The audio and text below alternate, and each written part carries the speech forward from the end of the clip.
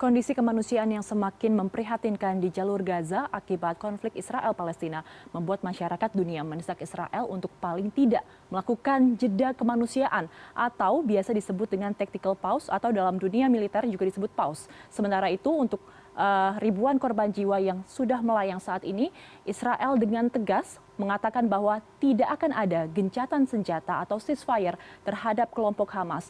Lalu kemudian pertanyaannya, apakah sebenarnya perbedaan dari ceasefire dan juga tactical pause? Kita akan bahas bersama di sini. Yang pertama kita akan bahas dari tactical pause terlebih dahulu. Jadi perlu digarisbawahi untuk tactical pause.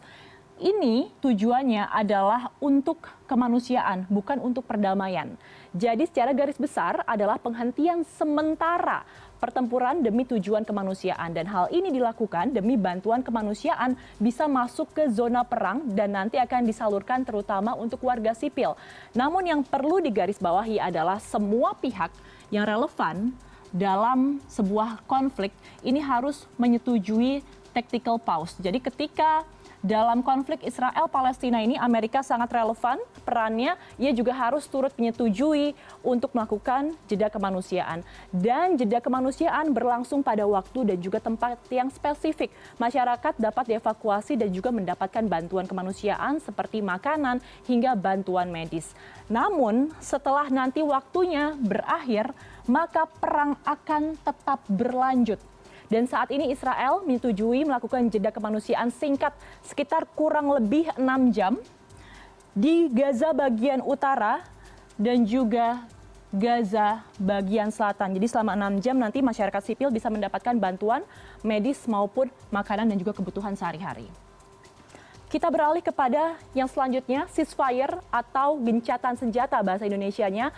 Ini artinya tujuannya adalah untuk mencari kesepakatan yang nantinya endingnya adalah akhir dari perang. Jadi kalau tadi tujuannya untuk kemanusiaan, yang ini benar-benar untuk mengakhiri perang.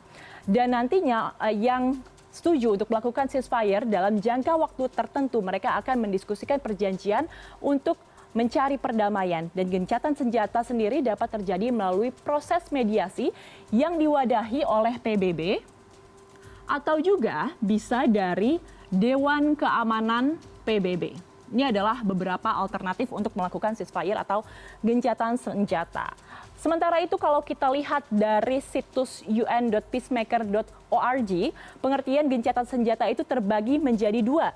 Yang pertama adalah ini, preliminary ceasefire, dan yang kedua adalah definitive ceasefire. Kemudian apa sih perbedaannya? Kalau yang pertama, preliminary seperti namanya ini adalah tahap awal. Kata kuncinya adalah ini adalah awal. Jadi nantinya ini bisa terjadi sebelum, sesudah, atau saat perangnya ini sedang berlangsung, pemirsa.